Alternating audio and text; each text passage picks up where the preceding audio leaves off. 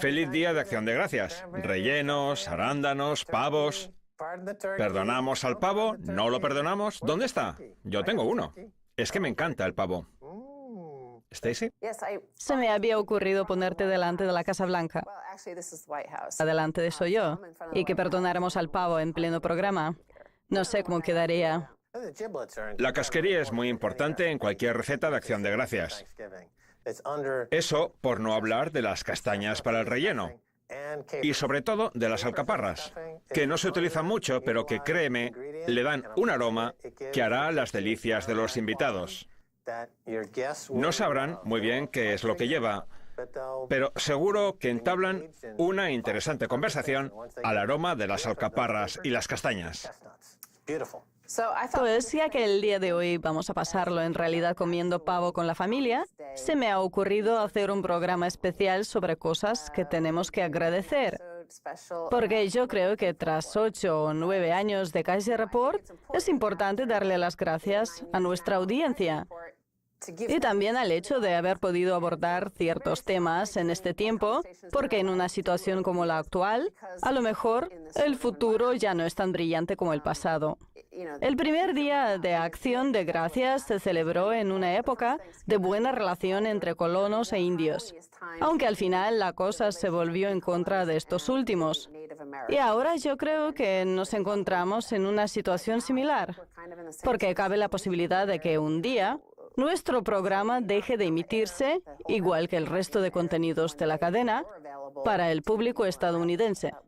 De allí que quisiera hacer un programa de agradecimiento a varios temas e invitados.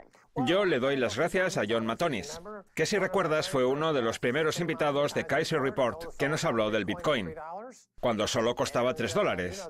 Ahora, la capitalización de mercado del Bitcoin es de varios miles de millones de dólares y la de todas las criptodivisas en común de casi 200.000 millones, por lo que es normal que quiera darle las gracias a John Matonis, igual que a Trace Mayer, uno de los más firmes partidarios del Bitcoin de toda la comunidad. Puedes seguir hablando de John Matonis, que tenemos un programa entero que rellenar. Kaiser Report fue el primer programa de televisión internacional en hablar del Bitcoin, y por aquel entonces la comunidad del Bitcoin, además de ser muy pequeña, estaba en total armonía, ya que hablamos de cosas que van bien y de que de pronto se tuercen.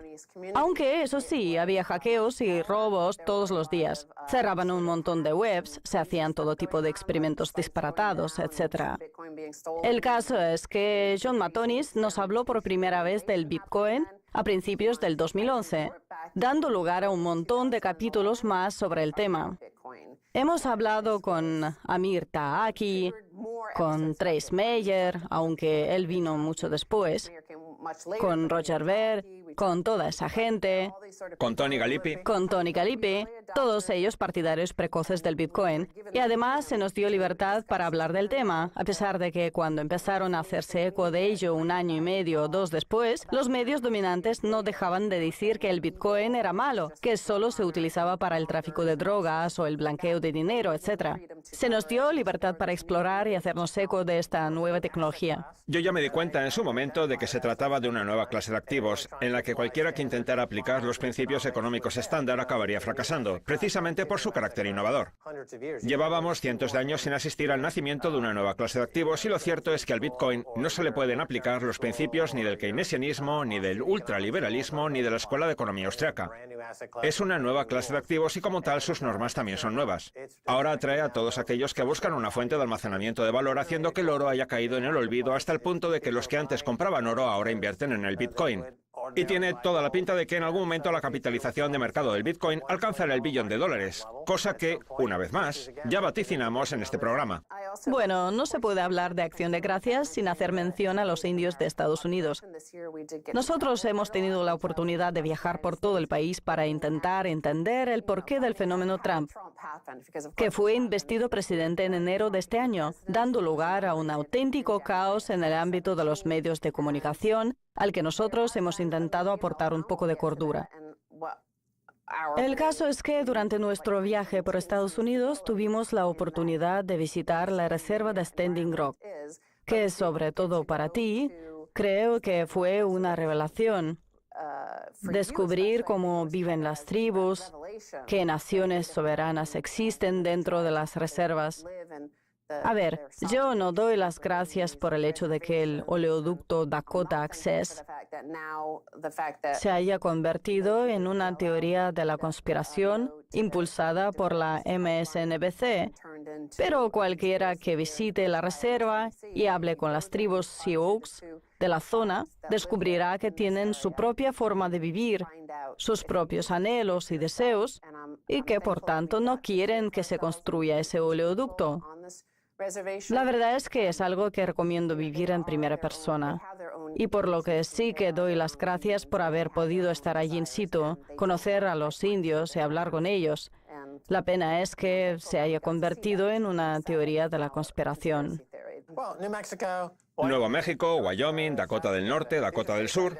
Yo jamás había visitado esos estados que son en esencia territorio de los indios. Se trata de unos parajes incomparables que todo estadounidense que se precie debería visitar. Yo la verdad es que solo lamento no haberlo hecho antes. Los Sioux, los Lakota y el resto de naciones. ¿La nación Navajo? La nación Navajo, todos son nuestros hermanos. Más que nuestros hermanos, son nuestros padres y madres.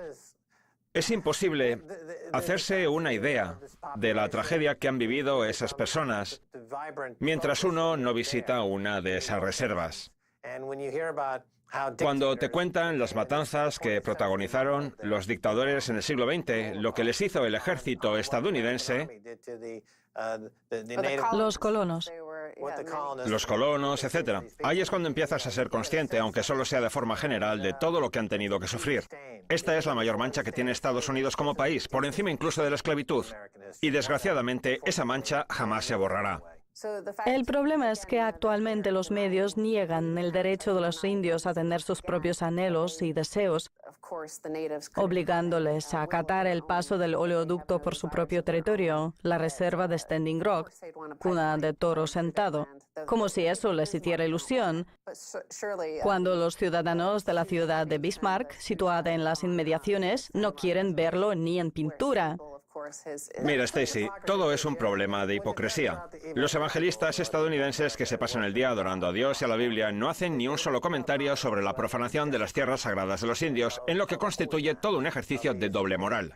Mira, he leído que se está preparando una gran celebración para el año que viene en la que se conmemorará el que puede ser el 100º cumpleaños de Billy Graham. Y eso, en lo único en lo que me hace pensar, es en cómo se puede ser tan sinvergüenza de permitir un genocidio de estas características en tu propia casa y no hacer nada al respecto. Es que me dan ganas de vomitar. Como digo, nosotros estuvimos allí y recuerdo que en una pizzería tenían un cartel que decía «Resistiendo desde 1492». Un tema, el de la resistencia, que ha vuelto a ponerse muy de moda en Estados Unidos, sobre todo entre los demócratas de las grandes empresas, los neoliberales y los neoconservadores, junto con los exagentes de la CIA y las Rachel Maddow de turno, cuando precisamente los impulsores de esa resistencia, entre comillas, son los que están vendiéndonos la teoría de que los indios no se habrían resistido a la construcción de ese oleoducto de no haber sido por RT, que se ha hecho eco de la noticia. Bueno, es que Estados Unidos ha rendido homenaje a muchos tratados en los últimos 20 años. El caso es que los vecinos de Bismarck han logrado manipular la realidad para que toda la culpa recaiga sobre los indios, cuando ellos son los primeros que no quieren el oleoducto. Por eso dicen que se lo coman los Lakota. Pero, como digo, por muchas personas que salgan en televisión, Biblia en mano, la mancha del genocidio indio jamás se borrará de la historia de Estados Unidos, cuya alma está podrida y empieza a infectarse. Por eso se culpa de los resultados electorales a una parte de la población, que por otra parte está enganchada a la heroína y a los opiáceos. Estados Unidos se está convirtiendo en un gran gueto, un gran vertedero en el que los políticos no hacen sino culpar de los males del país a otras naciones. Mejor mírense al espejo, cerdos asquerosos, y feliz acción de gracias. Ese es otro tema del que me gustaría hablar, la histeria que nos rodea. Yo doy las gracias por el hecho de contar con una plataforma desde la que seguir poniendo el acento sobre estas cuestiones. Aún dejando de lado que Hillary no se dignó a visitar Wisconsin, La MSNBC no cuenta jamás que 80.000 ciudadanos del estado fueron sacados del censo y no pudieron votar en las elecciones del 2016, lo cual me parece una interferencia en los comicios mucho mayor que cualquier meme absurdo. Los memes son solo eso, memes. Y aunque pueden hacerme gracia, yo no dejo que la rana Pepe, creada por 4chan, sea la que decida a quién voy a votar. Como digo, hay gente que ha sido expulsada del censo y la manipulación de las circunscripciones electorales sigue siendo una realidad, aunque los medios dominantes no se hagan eco de ella. No sé muy bien por qué. Salvo que Hillary sea rusa, no puede decirse que Rusia interfiriera en las elecciones ni la 10ª parte de lo que lo hizo Hillary, que sí que interfirió de forma clara e irrefutable. Por no visitar Wisconsin. No, por manipular flagrantemente los resultados de las primarias de su partido en contra de Bernie Sanders. Ahora, Donna Brazile dice que estuvieron planteándose recurrir a Joe Biden para que sustituyera a Hillary tras el desmayo que sufrió unas semanas antes de las elecciones.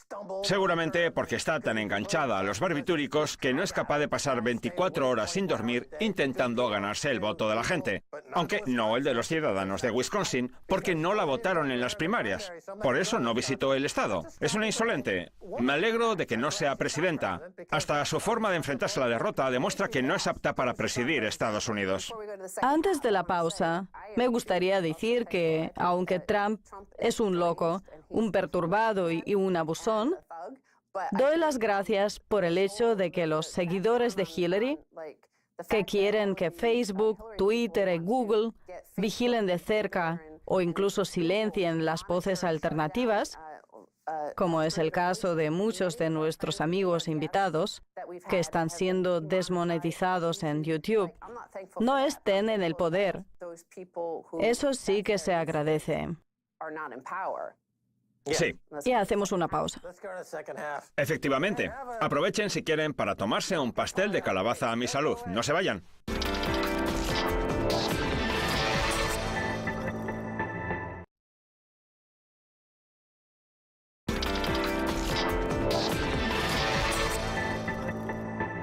Bienvenidos de nuevo a este especial del Día de Acción de Gracias de Kaiser Report, presentado por Max y Stacy. Por cierto, Stacy, ¿cuál es tu plato preferido de Acción de Gracias? ¿Los dulces de malvavisco, el relleno de arándanos, el pavo? ¿Qué es lo que más te gusta?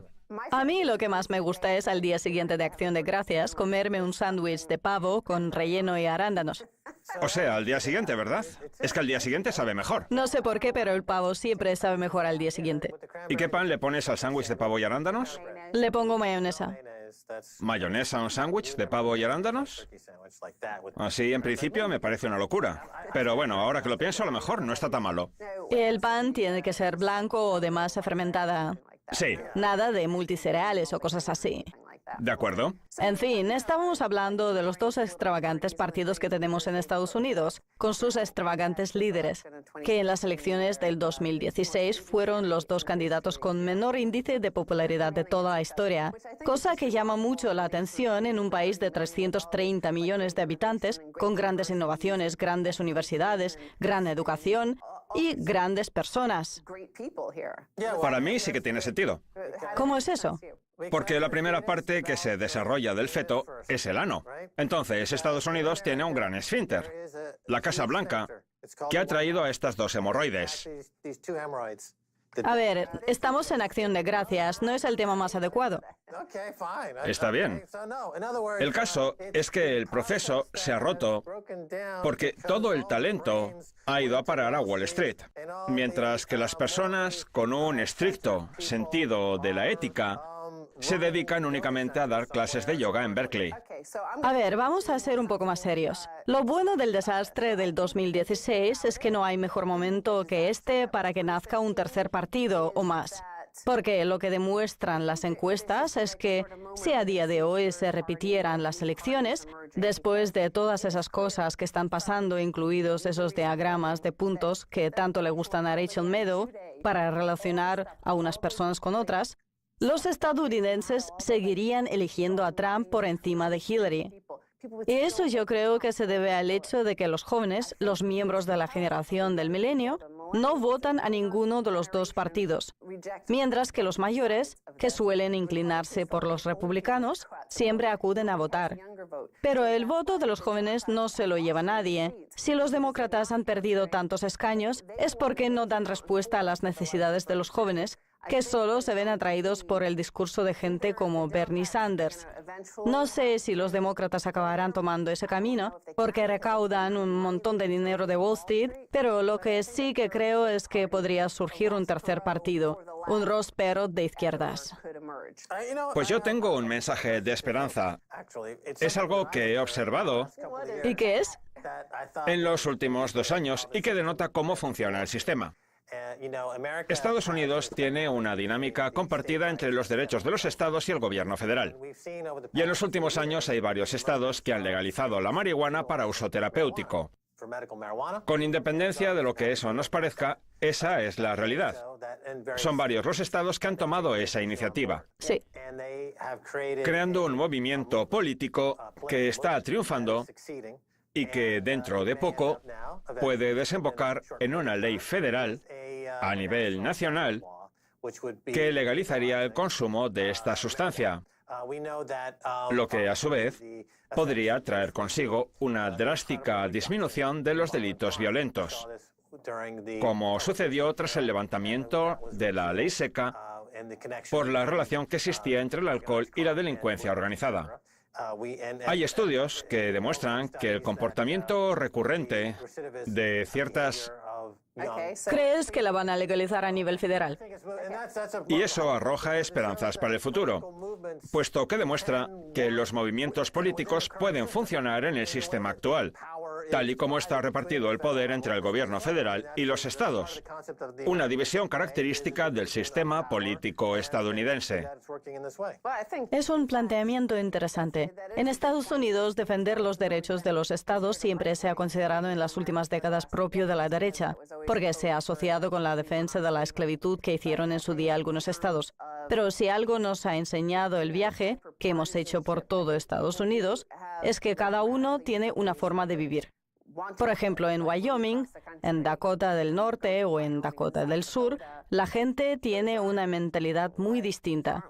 Aunque bueno, cada vez hay más miembros de la generación del milenio que viven en esos estados porque la vida está más barata. Entonces, ¿por qué no dejar, por ejemplo, que estados como Vermont, Connecticut, Rhode Island, Oregón o California tengan una sanidad universal, si así lo desean sus ciudadanos, y si el gobierno federal no se lo proporciona? Exacto. Más allá de Medicare. Tienes razón. Igual que hablamos de la marihuana para uso terapéutico, la sanidad también puede ser un factor diferenciador, con estados como Vermont, el estado de Bernie Sanders, que apuestan por la sanidad universal. O también está la renta básica universal, otro concepto que puede probarse a nivel de los estados para ponerse en marcha posteriormente en todo el país. Es cierto que lo de defender los derechos de los estados puede sonar feo porque se relaciona con la época de la esclavitud. Pero hoy en día puede utilizarse para abordar ciertas cuestiones que no se abordan a nivel federal por culpa del partidismo, del corporativismo y del estancamiento político, que ahogan por completo cualquier cosa buena que pueda hacer el gobierno federal. Por tanto, mi consejo para los movimientos políticos del futuro sería actuar más a nivel local e implicarse en mayor medida en los estados y los municipios. Hay que hacer las cosas de abajo arriba, y no al revés, porque de arriba a abajo lo único que funciona es el corporativismo. Ojalá los bancos se vayan todos a la quiebra y tengamos una nueva economía basada en un capitalismo de libre mercado de verdad, no en el capitalismo clientelista o en el corporativismo, con un verdadero mecanismo de descubrimiento de los precios. Y a nivel de los estados, asuntos como la sanidad universal o la renta básica pueden alimentar a nuestra sociedad para generar una civilización más igualitaria que nos guíe hacia un futuro mejor, en lugar de ponernos palos en las ruedas. Washington, que es donde nos encontramos actualmente, está repleto de criaturas cenagosas, una expresión que se ha hecho muy popular después de que Trump hablara de limpiar la ciénaga. A ver, nosotros hemos vivido fuera de Estados Unidos y siempre nos hemos planteado por qué algunos países tienen una sanidad universal y en otros los tiroteos están a la orden del día. Pero lo que pasa en Washington no lo hemos visto en ninguna parte. Porque aquí quien gana dinero es quien controla a los políticos, con independencia de lo que quiera la gente. Así pues, yo creo que a nivel de los estados es más fácil exigirle a un gobernador, a un congresista o a un senador que haga las cosas que quieren los ciudadanos y como quieren los ciudadanos para que la economía funcione como ellos quieren. Hay un estado como Michigan que está pasándolo fatal por la crisis del agua que hay en Detroit. Así que a lo mejor pueden abordar estas cuestiones medioambientales a nivel estatal. Y en lo que respecta al uso de las armas, yo sigo creyendo que la mejor forma de solucionar el tema es asegurarlas. A ver, todos los automóviles que circulan por Estados Unidos, fíjate en que digo automóviles, no conductores, están asegurados. Y esos seguros cubren entre $500,000 y $1 millón en facturas médicas de la víctima si el conductor atropella a un peatón al cruzar la calle. Pues bien, en el caso del tiroteo de Las Vegas, los gastos médicos de los heridos ascienden a decenas de millones de dólares. Sí. ¿Por qué no se aseguran todas las armas? Eso digo yo. ¿Tiene sentido? Que compren cuantas armas quieran, pero que contraten un seguro para cada una de ellas. Y cuanto más potente sea el arma, más caro sería el seguro porque puede matar a más personas. Cuando se produce un tiroteo como el de Las Vegas o el de la iglesia de Texas, inmediatamente se crean páginas en GoFundMe en las que la gente muestra toda su generosidad con las víctimas. Pero ¿qué pasa con las víctimas de los tiroteos, de los que no se hace eco la prensa nacional o internacional, cuando solo mueren 3 o 4 personas? A ver, en Estados Unidos hay unos 300 millones de armas. Sí. Fíjate en el dineral que ganarían las compañías de seguros si hubiera que asegurarlas todas. ¿No es más grande el lobby de los seguros que la Asociación Nacional del Rifle? No, no lo es. Pues yo creo que sí, porque está vinculado al sector bancario, que es el mayor lobby que hay. Yo creo que la culpa de que no se aseguren las armas las tienen las propias compañías de seguros. Cuando se produzca un nuevo tiroteo de estas características, lo que deberíamos hacer es acudir a las grandes aseguradoras que están domiciliadas en Connecticut y... Bueno, están todas abandonando el estado. Ellas son las que tienen las manos manchadas de sangre por su constante negativa a ganar dinero. Señores directores generales de las compañías de seguros, compórtense como buenos estadounidenses capitalistas y obliguen a los dueños de las armas a asegurarlas. No actúen como comunistas malcriados que se ganan el dinero enganchando a la gente a la heroína. Hagan algo de provecho, obliguen a la gente a asegurar sus armas y acaben con el derramamiento de sangre, malditos idiotas. Al principio del programa hablamos del Bitcoin y de las gracias que damos por haber podido hablar de él. Pues bien, antes de que suspendan la emisión de toda la cadena en Estados Unidos, quisiera decir que nosotros hemos trabajado en RT, en la BBC, en Al Jazeera y en todo tipo de medios internacionales. Y que este es sin duda el mejor programa de todos, una plataforma neutral. Yo siempre he dicho que esto es como tener nuestro propio YouTube. Antes de que empezara a desmonetizar a según qué usuarios por motivos políticos, nosotros grabamos el programa y el programa se emite sin intervención ni censura algunas. El único que ha intervenido ha sido el gobierno británico. Y ni siquiera sé si podemos decir eso. Si ven que lo han cortado, es que no podíamos. RT es como la radiotelevisión pública estadounidense de los años 70. Es mucho más que eso, porque en ella hay un montón de ejecutivos que... Sí, pero he dicho en los 70, cuando había un acceso público de verdad. ¿Te refieres a la radio-televisión de acceso público? RT es una televisión de acceso público, igual que este programa que producimos nosotros mismos sin que nadie nos diga nada. Nos ponemos a hablar y listos. ¿Quién era George el Feo? George el Feo era un personaje de la televisión de acceso público de Nueva York que iba desnudo por Manhattan cargado con una mochila y que abordaba a las mujeres que iban andando por la calle. Fue muy famoso. ¿Iba desnudo por la calle? Ligerito de ropa, por así decir. Era feo, pero el programa era muy conocido. Así era antes Estados Unidos, donde los medios pertenecían al dominio público y servían al interés general. Y con ese concepto entronca precisamente RT, con el del debate en la plaza pública en busca del bien común. Hasta el famoso programa de televisión en el que salían, espera, a ver si me acuerdo, Noam Chomsky contra, ¿cómo era? William, eran dos grandes pensadores. Buckley. Eso, William Buckley. Pues el caso es que mantenían intensos debates sin peleas ni gritos, mientras que ahora la MSNBC o la Fox arengan prácticamente a su público sin mantener un diálogo productivo entre ambas partes. Es todo muy raro. Menos mal que nosotros hemos podido crear nuestra propia plataforma repleta de economistas y pensadores heterodoxos no pertenecientes a la corriente dominante. Nos gustaría poder hablar con expertos que sí que pertenecieran a ella, pero es que se pasan el día en esos canales, así que si quieren verlos, ya saben lo que tienen que hacer. En una sociedad gobernada por dictadores, como sucede en Estados Unidos, pensar es peligroso. Creo que era Orwell el que decía algo así como que en la tiranía más abyecta el pensamiento original se considera un viaje activo, o algo así. Voy a ver si me tomo un pastel de calabaza. Haces bien. Y ustedes busquen lo que decía Orwell sobre la tiranía, porque a mí se me ha olvidado. Muy bien, esto es todo por hoy en Kaiser Report. Somos Max Kaiser y Stacey Herbert. Quiero dar las gracias a nuestra invitada Stacey Herbert y a nuestro equipo de 1000 pasteles de calabaza. Si quieren contactar con nosotros, escríbanos un Kaiser Report a Twitter o al revés. Hasta la próxima. Adiós.